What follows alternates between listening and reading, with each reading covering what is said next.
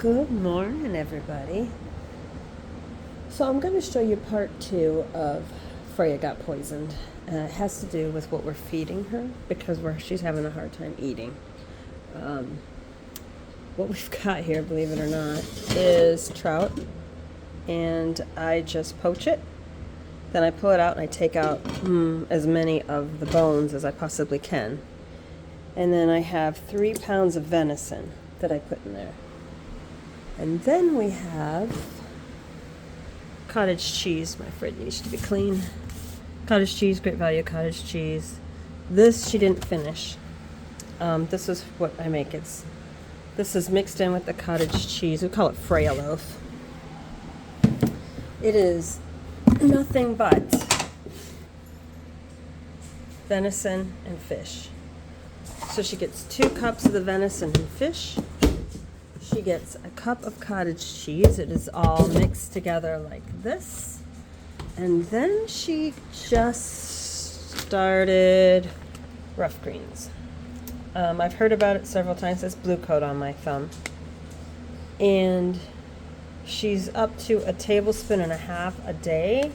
For her size, she would get 2 tablespoons. Large, over 40 pounds, yes. So this is Jack. Jack was sick, losing weight, just really ill, probably 2 years ago. Took him to the vet, did blood work.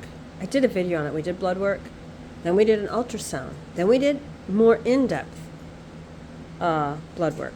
Couldn't figure out what it was. He had gotten his neck scarred, and he has not recovered his mobility since. I didn't put 2 and 2 together until Freyja got sick. But what the vet had said when she talked to a specialist down at Michigan State was that he needed folate or folic acid, and he needed B12.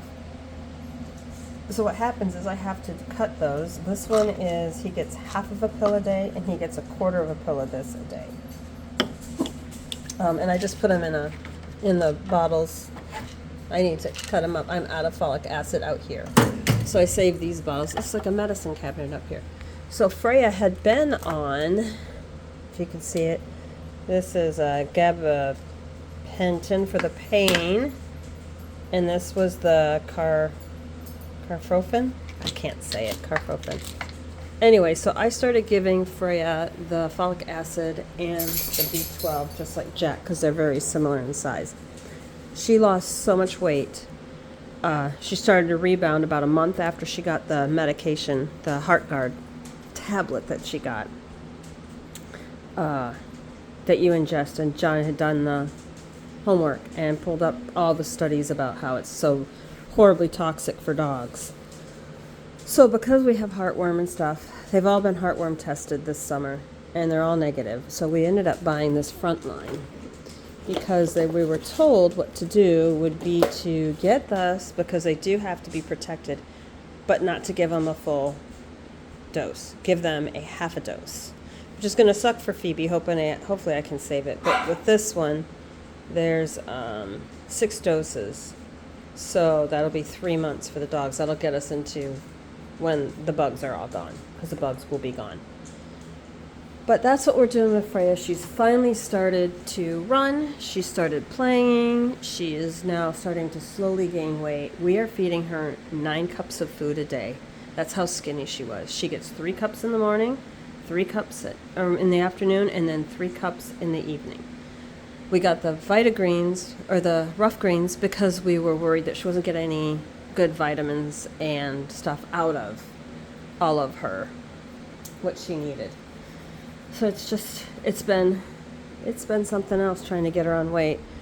We'll see how she does with the tough greens. This guy's going to end up going on tough greens too. Let's see how he does. I'm more focused on Freyja right this second, but if I can get him to start losing some of his pain and agony from slow joints and stuff, again, we're back to vital nutrients missing in our foods. And being able, the gut health is what tough green works on. And I am a firm believer in, if you don't have gut health, you don't have health. And I do believe that that's what happened with Freyja. It happened with Jack. There's something in the ingestible heart guard that does something to their stomach. And Freyja first, she got her heart guard on, like, say it was day 1. By day 3, she would slow down. She was starting to limp. She would walk hunched up with her belly all sucked in, probably because her belly hurt. And from there, we started to lose weight. She wouldn't eat. I literally would take the pate canned dog food, and I would have to scoop it out in little handfuls and put it at the back of her throat and lift her head so she would eat. And I was doing that 4 or 5 times a day with a can of dog food, just to get food into her because she didn't want to eat. So we just turned 1 last month, so I couldn't have her that sick. We will never ever put any of those edible medications into our pets. I'm just done with it. I'm absolutely done. There are 2 class action lawsuits in 2 different states. I don't even know if you can buy it overseas because of the chemicals that are in it. So that's what she's getting. It is probably it's 3 parts. So 1 part venison, 1 part trout, or you could use mackerel.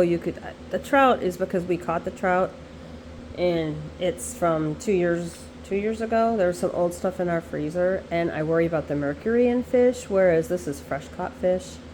We've been doing a lot of fishing, at this point I'm ready to do crappies, you name it, perch, anything, bullheads, catfish, I don't care what kind of fish it is. 1 part venison, 1 part fish, and then 1 part cottage cheese.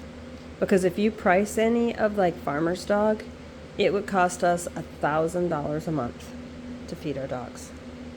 Well, I don't even spend $1,000 a month to feed my family, let alone to feed my dogs. I mean, that's ridiculous.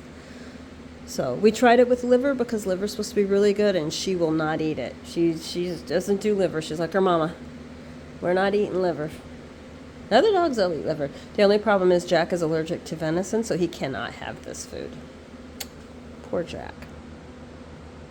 That's how much testing we did with him. We even did allergy testing with him. So thousands of dollars on a vet bill to find out that I had poisoned him with some flea and tick medicine.